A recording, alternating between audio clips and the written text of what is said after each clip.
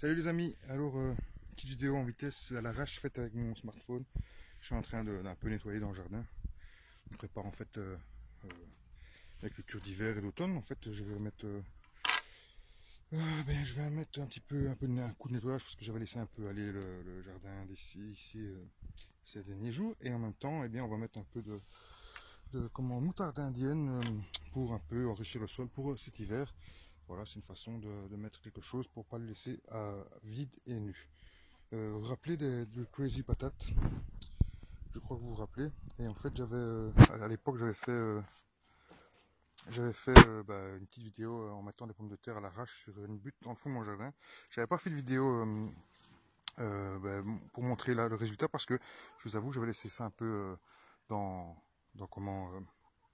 en plan et j'avais tellement de mauvaises herbes, voilà, d'orties, ainsi de suite, et qu'avec le CTT comme la chaleur qu'on a eu, je suis désolé si on est un peu sombre, hein, bon, il fait déjà un peu soir, et voilà, il n'y a pas beaucoup de lumière.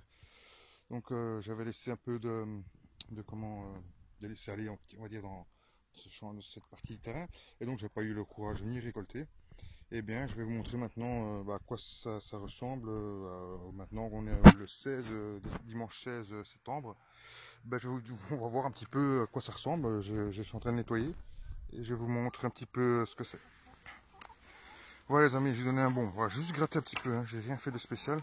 Juste gratter un petit peu là, la terre.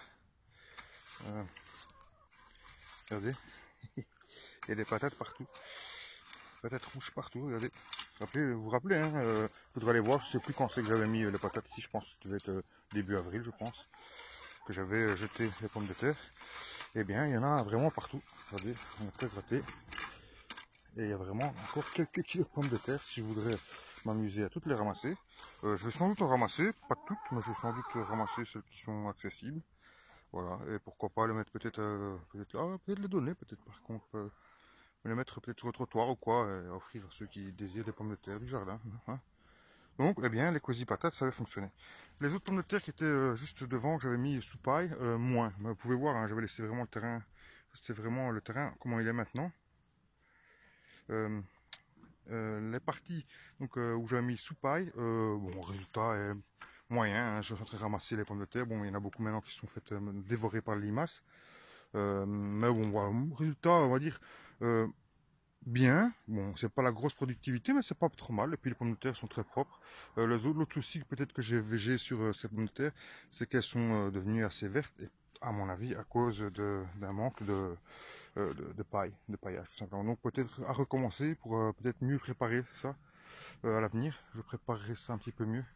Et bon voilà, on refera une vidéo là-dessus pour vraiment un test plus probant.